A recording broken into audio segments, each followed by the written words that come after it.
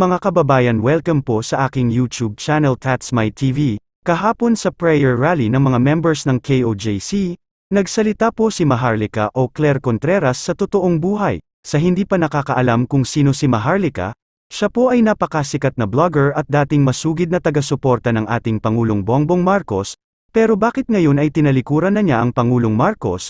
Kung bakit, mas mabuting panoorin at pakinggan na lang po natin siya at malaya po kayong magbigay din ng inyong mga reaction. Pero bago ang lahat, kung bago pa kayo sa aking channel, huwag kalimutang mag-subscribe, mag-like at pindutin ang notification bell para hindi kayo mahuhuli sa mundo ng politika. Okay, panoorin po natin si Maharlika.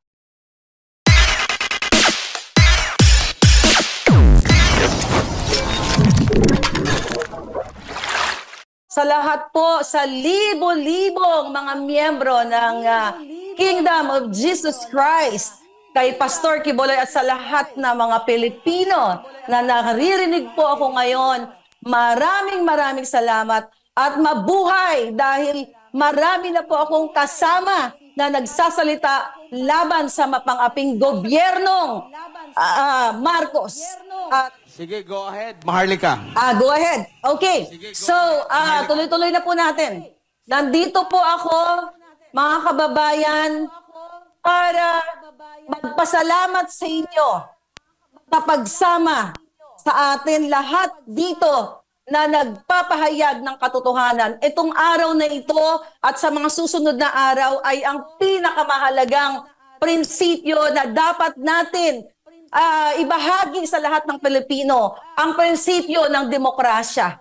Dahil po binabawi o sinusupil ng gobyernong mapang-api ang demokrasya na sana ay maghubog sa future ng ating bayang Pilipinas.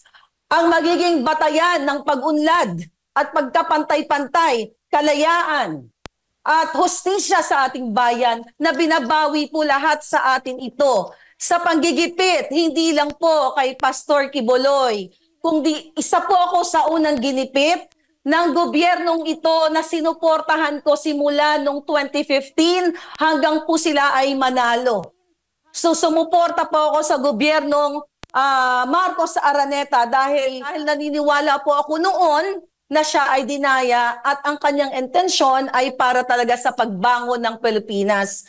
Pero after po ng 2022 election, yung kanya pong laban tungkol dyan na siya daw ay nadaya, ay nakalimutan na kasi lingid pala sa kaalaman ng milyon-milyong Pilipino ay nakipagsabwatan ang Marcos at lalo na ang kanyang asawa na si Liza diyan sa Smart Magic. Natakel na po yan ni Atty. Glenn Chong. But anyway, ang gusto ko lang po sabihin sa lahat ng nakikinig ngayon sa buong mundo na huwag po tayong matakot. Alam ko, lahat po tayo ginigipit, lahat ng mga kritiko, lahat ng mga nagpapahayag ng opinyon dahil po tayo ay sukang-suka na sa gobyernong ito na pinangakuan tayong ibangon. Pero ang bumangon po sila lang. Napanood yun naman siguro ang pagbati ng First Lady Ahas sa General Manager ng PCSO na si Mel Robles. Binati po yan noong January 20, noong kanyang kaarawan. Ang sinabi po ng First Lady dyan na milyon-milyon viewers na po. Ngayon yan, ang sinabi ng First Lady sa General Manager niyang operator ng black propaganda na si Mel Robles, sama-sama tayong babangon muli para maging milyonaryo. So doon po nakita ninyo na hindi natin sila kasama para sa pagbangon ng Pilipinas, kundi sila ay sama-sama para sa pagbangon o pagpayaman nila. At hindi lang po yan. Sa mga nakakapanood po ng aking vlog everyday, ang gobyernong ito ay kasabwat ng mga masasamang elemento katulad na lamang po ng smuggling. Paulit-ulit ko pong sinasabi sa taong bayan. At dito ngayon sa harap ninyo, sa libo-libo at milyong taong nakikinig all over the world na si Liza Marcos at si Bongbong Marcos ay kasabwat ng smuggler na si Michael Ma. Bakit ko po sinasabi yan mga kababayan? dahil mismo ang taong yan ay pinangalanan sa Congress at pinatawag yan para dinggin dahil nasasangkot sa milyon o billion smuggling, pero hindi po yan ginigisa sa Kongreso o sa Senado. Sa halip, mga kababayan, siya ay itinalaga pang special envoy to China, lingid sa kaalaman ng lahat ng Pilipino. So akalain nyo mga kababayan na may presidente kayo, may first lady kayo, nakasabwat ang mga smugglers? At hindi lang po yan, even ang isang taong involved, nasa dyaryo po lahat yan, ang mga sinasabi ko, na si Mark Anthony Sayarot na hinuli ng PIDEA at ng PNP noong November, December noong 2022 dahil siya ay nagmanufacture ng pulburon, mga kababayan, dahil kaibigan ng Marcos at ng Araneta. Siya po ay malayang nag-e-enjoy, naglalabas-pasok pa sa bansa at kasama pa nila sa kanilang state visit.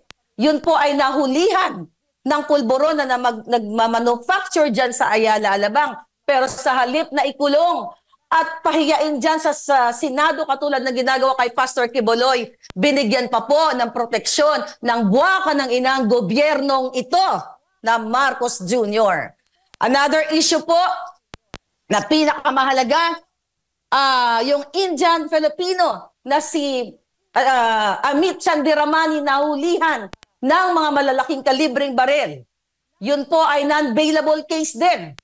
Pero sa halip na ipakulong at ipatawag dyan sa Kongreso para imbestigahan, katulad dyan sa ginagawa muli ni Ontiveros kay Pastor Quiboloy, yan po kahit non-bailable ay pinalaya rin ng ating gobyerno. Pinalaya ng mga kasabwat ni Lisa dahil inarbor po yan ni Mel Robles na general manager ng PCSO dahil kaibigan niya yung nahulihan ng matataas sa kalibre ng barel.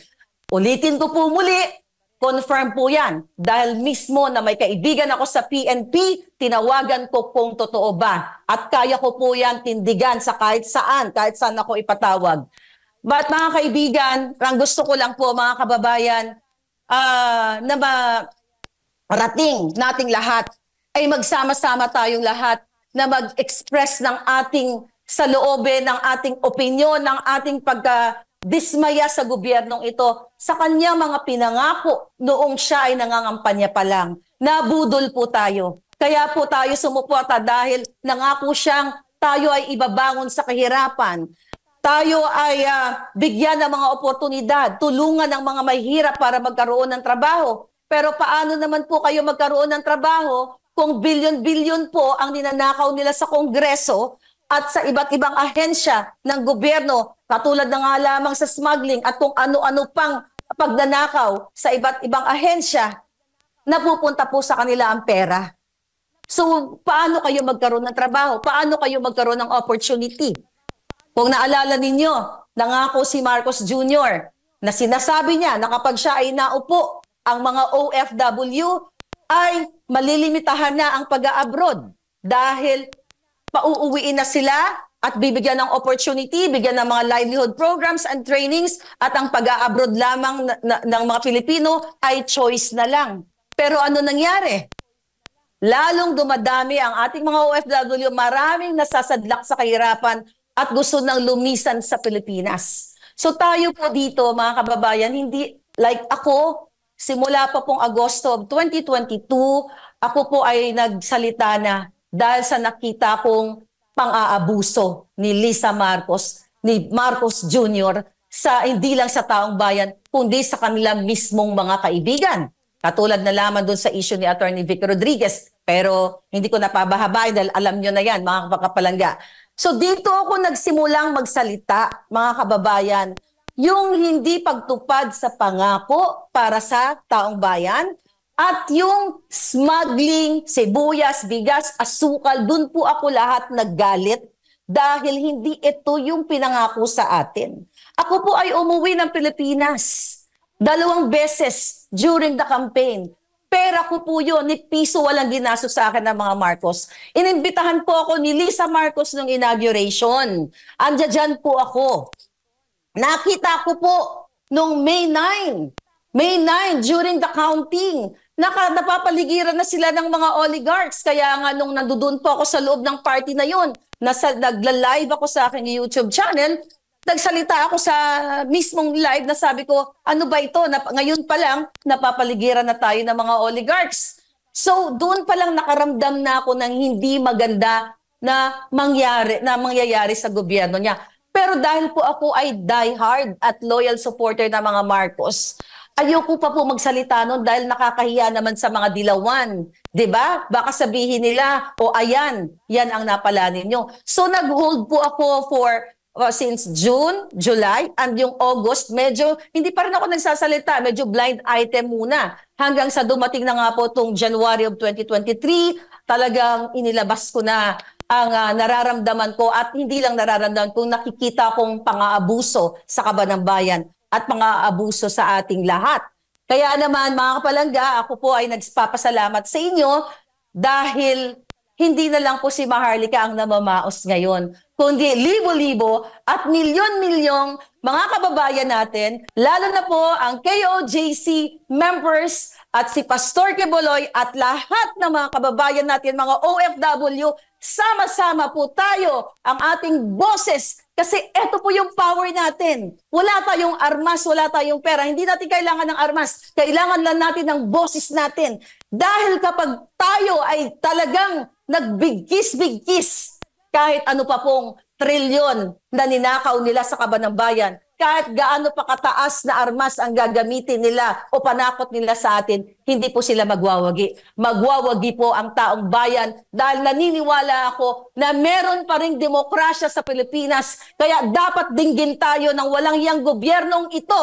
Pero hindi tayo dinidinig. Kaya nga tayo nagsama-sama ngayon. Tinatalikuran tayo, binabaliwala tayo. Sa halip, nagbabayad ng mga trolls, nagbabayad ng mga nagpapakalat ng mga black propaganda para sirain ako, sirain si Pastor, sirain tayo lahat ng mga kritiko. Kaya naniniwala po ako, malapit na ang ating panalo. Kaya huwag po kayong mapagod, katulad ko, hindi rin ako napapagod, huwag po tayong sumuko dahil nasa mga kamay po natin ang tagumpay. Maraming salamat po sa inyo lahat. Maraming salamat kay Maharlika. Palakpakan natin si Maharlika. Salamat kay Maharlika. Palakpakan natin.